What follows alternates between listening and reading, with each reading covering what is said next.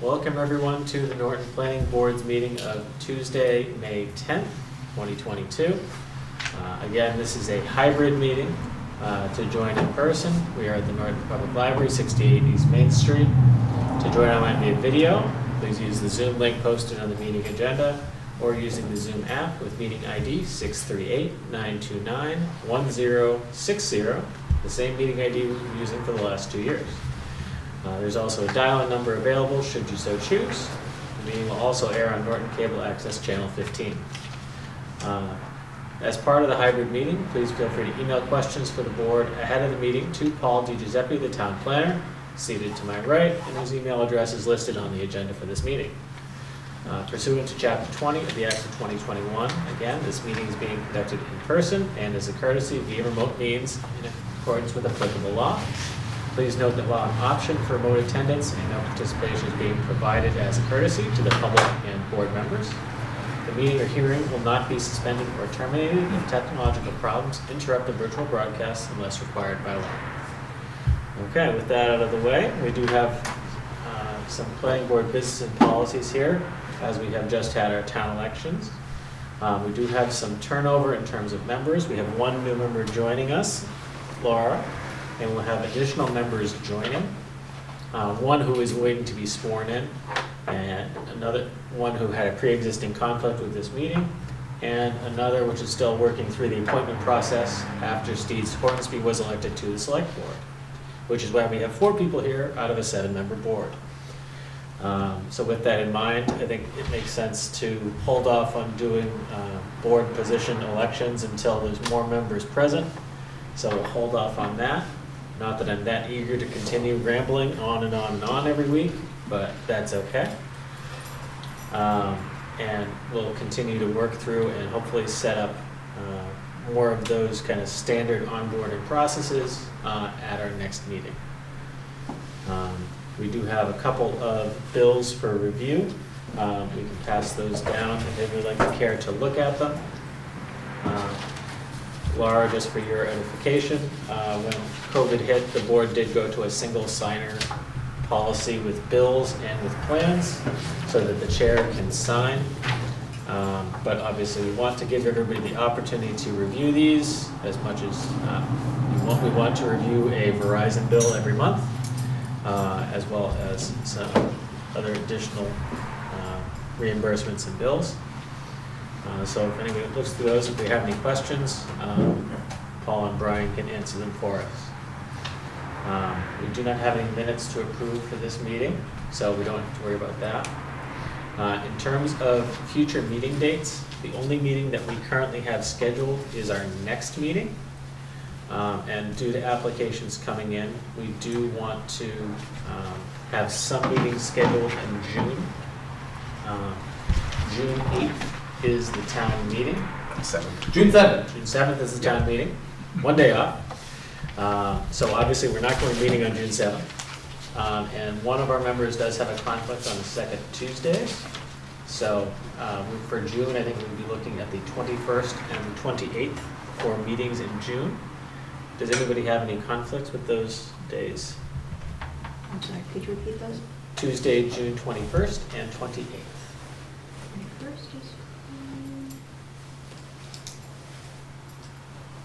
28th is fine. Okay. So we will pencil those in. When we have more of the board members present, we'll schedule further. But just to make sure that we have enough meetings available for the applications that come in, that makes sense. May I ask a question, please, Mr. Chair? Please. Can I ask why we start at 7:15?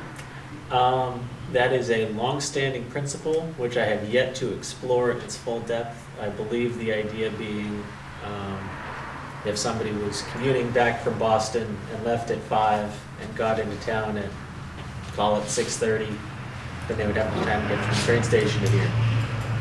That's about as much as I've kind of thought it through. And Has anyone ever suggested potentially meeting earlier?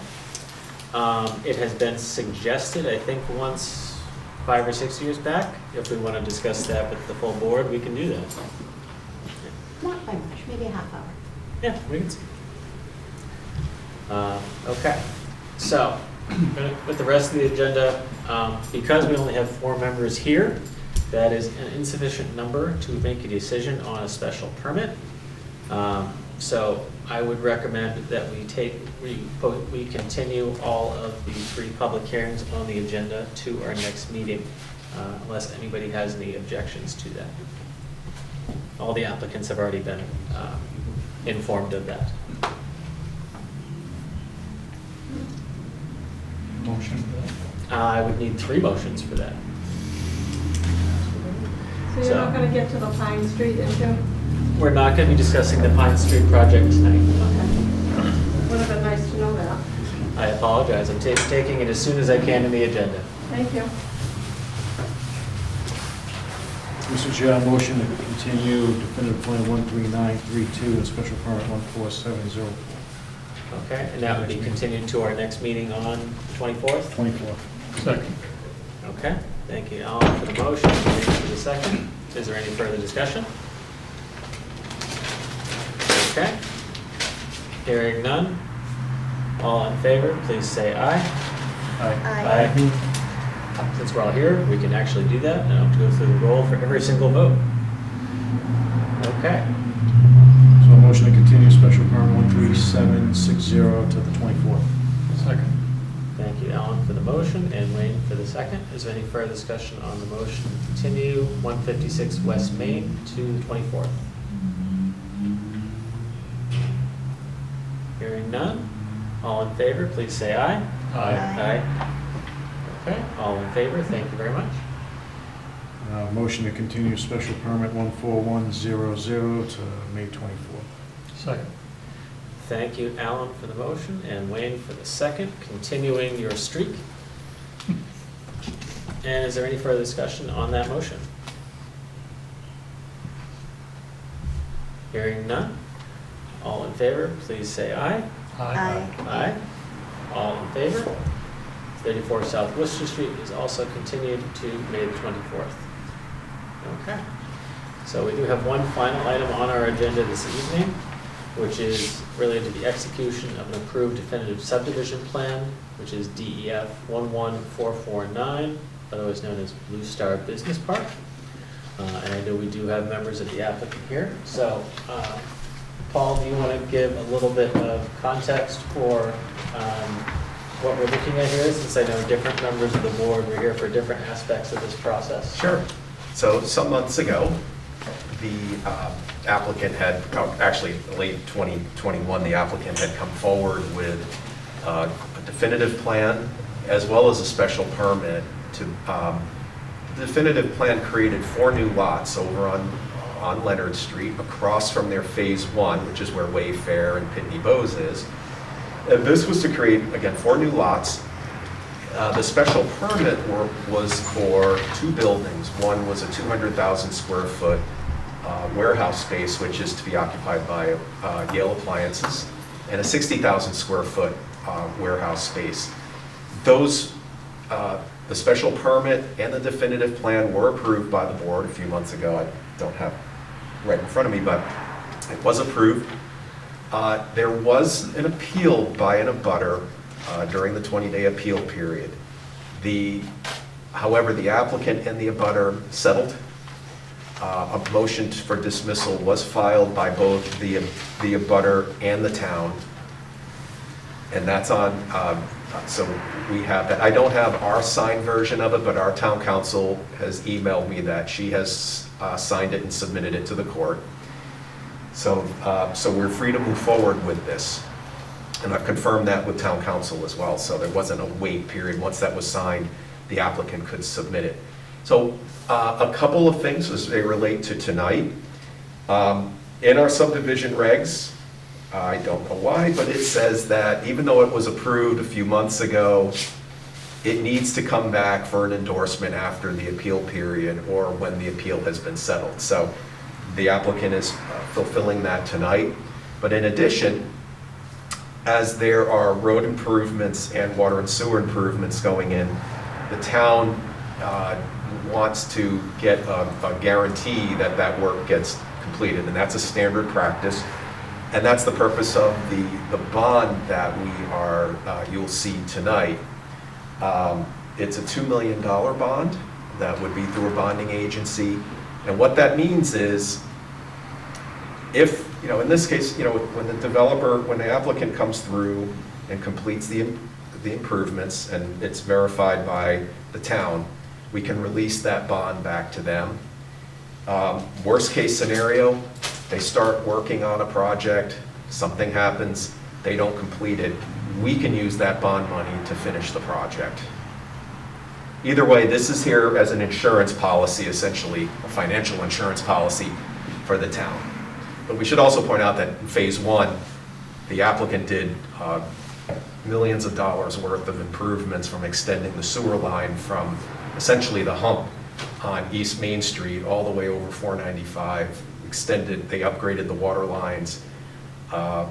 So, we're optimistic they're going to get this all completed, but we just want to make sure that the town has a guarantee.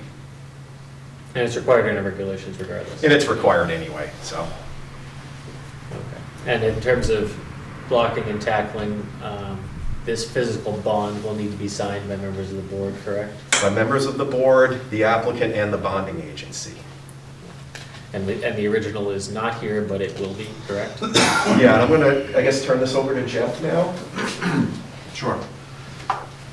And Jeff, you could just say, Yeah. name for the record for the, Hi, Jeff O'Neill with Condyne, the developer of the project for Blue Star Business Park.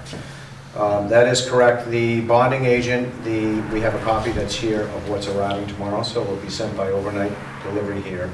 And then they have signed it, they have notarized it, and then planning board members have to sign it. It will be notarized, and we're also doing the same. So we'll be in my office tomorrow. It'll be dropped off here to Paul, and you'll escort it through the town Yep. clerk. And then from there, hopefully, we can get all the signatures. And then once that's in place, along with the definitive plan, that will be recorded. So, and that allows us to start moving forward on the project. All right, so once that gets recorded and the bond is taken care of, then they can start working with the building commissioner to start developing the project. so once that all comes in, Paul will be in touch with everybody to come by town hall and place your signature on this. Paul, is there anything in terms of further matters of discussion related to the bond or the agreement that town council has advised us to discuss at this time? No, but this comes, the form that you will see is the form out of our subdivision regulations. So it mirrors it, it's the same wording as it, so. And you did get a blank copy of that today. My apologies for coming late. We were trying to coordinate with the council on this before I sent it out to you, but at this point, we had to just go forward with it. Sure. So if you'd like to We don't look at the expect any filled in issues version, with it. yeah. It's pretty standard. This one's filled in with everything. But yeah. So in terms of action, we're looking for an endorsement of the plan and execution of the bond. Yes. And the plans, the Mylar plans are there, so I guess at some point tonight, there's a lot of pages to sign. So sole source is a good thing, and you'll find tonight, but. Not for everybody else. Yeah. Right. Okay. So we'll need to sign it so that way they can take it down to the registry to record it. Okay. Mr. Chair, Yes. who makes the determination of the dollar amount value of the bond? Well, working with the applicant who determines the cost of the installation. And And it's equal to the value of the work? Mm-hmm.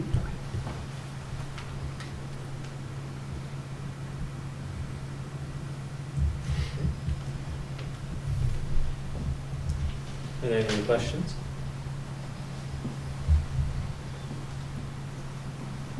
Would you like a motion to endorse definitive plan 11449?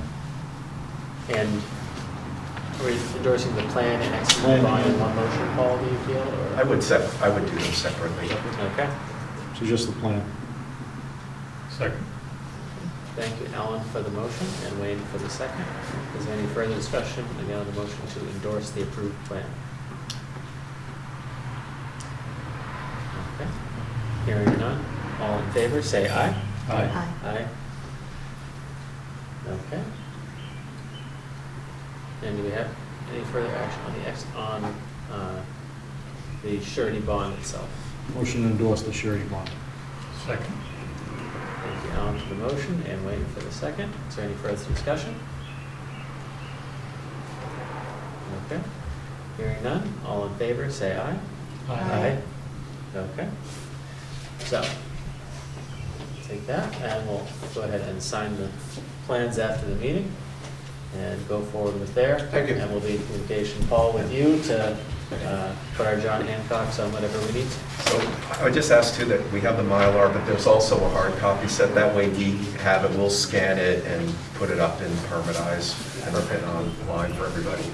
Okay. I believe that concludes our agenda for this evening, unless anybody has anything further they'd like to ask in terms of projects that we have, anything they'd like to discuss, anything in terms of how the board works. Laura, I know I've kind of answered a couple of your questions You have, directly, but I have a suggestion. please. And that was the, Pine Street was a very good example of that, the folks that left. I'm wondering if we could, I'm finding the more I talk to people, I'm finding the less people understand how things like planning board and public hearings work. And somebody had actually contacted me yesterday and said, I heard you're on the planning board, I live on Briggs Street, and I have a public hearing notice, do I need to show up? And I said, well, first of all, it's been postponed or continued.